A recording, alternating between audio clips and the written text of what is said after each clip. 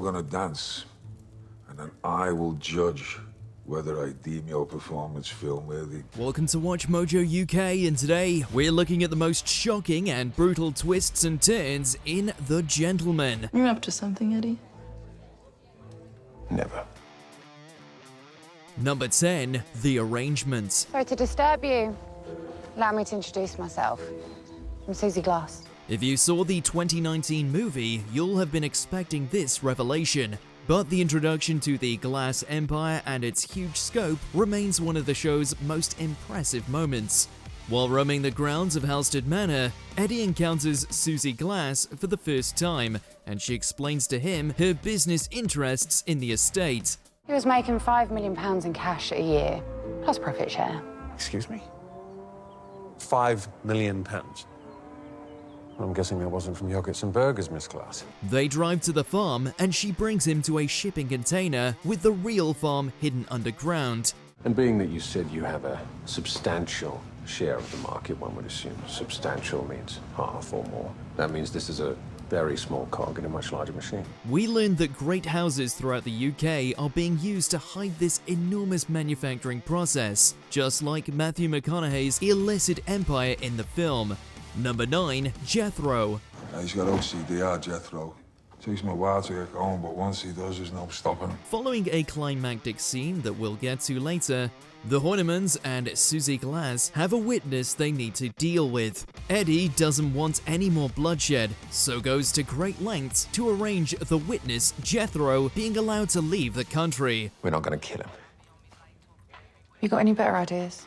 They hunt Jethro down and keep him on the farm for days until Eddie organizes everything, getting himself seriously wounded in the process. That boat's going to take you to a merchant vessel, which will get you to Australia. Finally, Jethro's put on a ship heading to Australia, but the audience sees that Susie has betrayed Eddie. She sent her cleaner Felix to murder Jethro despite Eddie's wishes, unbeknownst to him. Get yourself a warm cup of tea.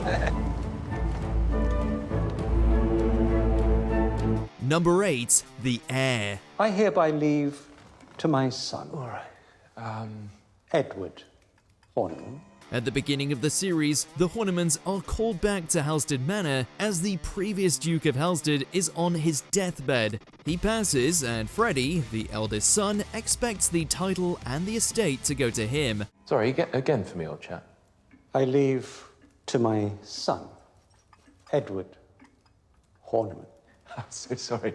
I'm so sorry this has happened to you. Often in British law, eldest sons will inherit, and there's no way to change this, unless a title has a special clause in it. The Halstead title does, and to everybody's shock, Eddie is named the Duke, despite being second eldest. I'm the firstborn son, yeah? That means technically the title goes to me. Now that's not just me saying it because it's what I want. This is clearly the best choice, as Freddie's enormous outburst shows, as he rants and raves for minutes on end about how furious he is to be passed over. Great, he's coming back. Perfect. Absolutely not. No, no, no, no. Number 7, Tony Blair. A large shipment of product goes missing when Jimmy is bamboozled by a woman named Gabrielle, who manages to steal his van. Can I get a banana milkshake? To make up the difference, the mob needs to steal a car for some Eastern European gangsters, the leader of whom is named Tony Blair, after the ex-Prime Minister. We've been doing business with Tony Blair for a number of years, but he's not exactly nuanced. The American equivalent would be a gangster named George Bush, in a seriously bizarre moment. Hold on. Tony Blair. He's the cost of an Albanian. Tony Blair was like a saviour to those guys back in the day. It's a very popular name. Worse, while they work on stealing the car, Freddie runs distraction and, against everybody's advice, pretends to be a Russian oligarch. No, none of this is going to work for me. When we spoke, Gary, I told you I wanted something fast. It turns out to be all for nothing too, when they're forced to return the car to the rival gang because it contains a small fortune in, shall we say, illicit substances. Number 6, De Groot. Who's supposed to be running things down there? A real piece of work named Florin de Groot. The Glass's distribution chain is affected when their man on the inside, De Groot, wants a bigger sum of money to persuade customs officials to look the other way. Oh, Susie, Eddie, it's so good to see you. Susie and Eddie explore alternate options, with Eddie letting a group of travelers, the Wards, set up on his land in exchange for becoming a new cog in the mob's distribution machine. But when the Wards are framed for theft, suspicion lands back on DeGroat's door. Eddie and Susie head over to talk to him, interrogating him by slipping poison into his food and withholding the antidote. What is that? The antidote. An antidote for what? For the poison that's currently sitting in your system. It's grisly to watch them demand information from him, and even worse when DeGroat reveals that one of Susie's closest allies is a rat. We should be fine within the hour. Number 5, Freddy's pitch. Evening, Freddie. Glad we bumped into each other, actually. Wondered if you and I might have a quiet word. It's about my brother. When he learns about the glass business, Freddy starts spending way too much time with Jimmy, learning about how the product is cultivated. Your brother's made his position very clear to me, Freddie. What I'm struggling to understand is how you fit into all of this. He then brings a pitch to Susie to start growing a new strain that he thinks could take over the world, telling her that if she wants him in charge of the business instead of Eddie, since Eddie is trying to leave, he'll step aside and let Susie send someone to get rid of his brother. He'd then inherit the estate. Do you know who that is, Freddie? That's my brother. She doesn't entertain the idea for a moment though, shocked that Eddie would offer to betray his brother like that when her own brother means the world to her. And I'll do anything for him. You might want to think about that. Number 4, Jack's fight. How much do you know about this guy you're up against? I've studied his fights, know his record. Looks can be deceiving. One rings around him too. Speaking of Susie's brother, Jack Glass is a popular boxer who fights in the family's club, Glass Knuckles. He gets into a few scrapes earlier on, namely getting caught in flagrante with the girlfriend of the Glass's money launderer. But Susie's devotion to Jack never wavers.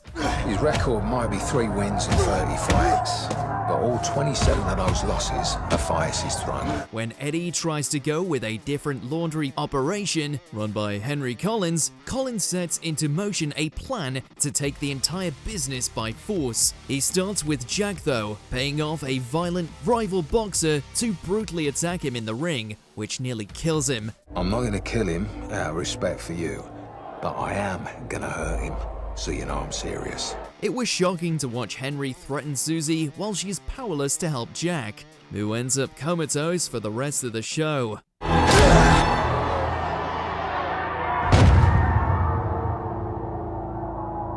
Number 3, Bidding War.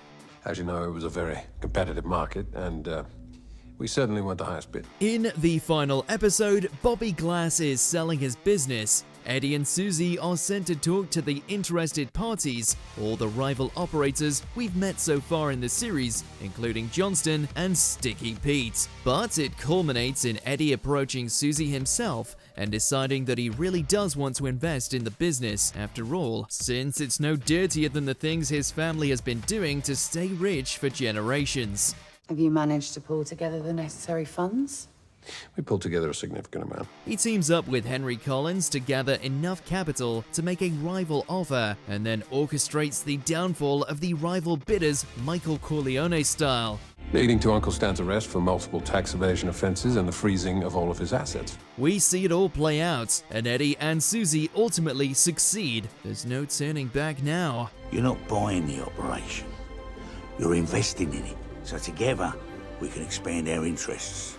Number 2, Bassington's Collection. There's a perfectly reasonable explanation for all of this, and it is nothing that will upset anyone unless they are unbelievably oversensitive. Earlier on, Eddie's trying to get out of the game and wants to point the Glasses to another estate they can use to conduct their business. He settles on the new Lord Bassington and makes the introductions, but Bassington has a particular interest that puts their deal on ice. He gives Eddie and Susie a tour of his private museum dedicated to the life and times of Adolf Hitler, whom he's obsessed with. Adolf Hitler. They might be criminals, but they have to draw the line somewhere and refuse to deal with Max after he presents them with the crown jewel of his collection, Hitler's missing appendage. If it wasn't for the war, he'd be remembered with the likes of Monet. And I'm in possession of the largest collection of his work outside of Switzerland. The item is later eaten by a dog, and YouTube won't let us show you any of it. Before we begin, we publish new content every day, so be sure to subscribe to our channel and ring the bell to get notified about our latest videos. Number 1. Chicken Dance. Shoot. Show. Go. As well as the business, Susie and the Hornemans are initially entwined because Eddie needs her help clearing Freddy's £8 million debt. No.